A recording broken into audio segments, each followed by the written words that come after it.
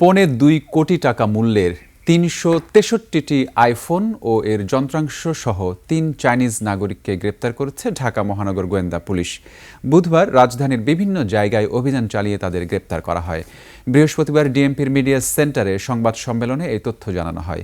অভিযানে উত্তরার ১৭ নম্বর সেক্টরে একজনকে আটক করা হয়। পরে তার দেয়া তথ্য অনুযায়ী নিকুঞ্জের একটি বাসায় অভিযান চালিয়ে ৩০৬টি মোবাইল সহ ২ চাইনিজ নাগরিককে আটক করা হয়। পুলিশ বলছে এই চক্রটি ১.৫ বছর ধরে চোরাই মোবাইল ব্যবসার সাথে জড়িত।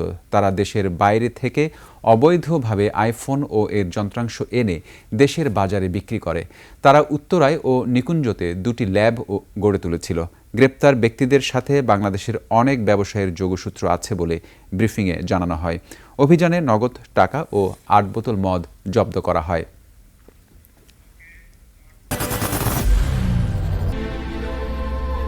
I am Ox.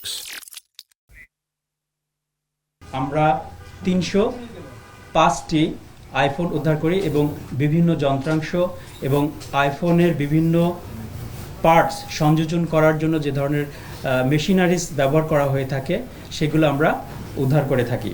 পাশাপাশি সেখান থেকে আমরা কয়েক বোতল মদ উদ্ধার করি এবং নগদ অর্থ উদ্ধার করেছি।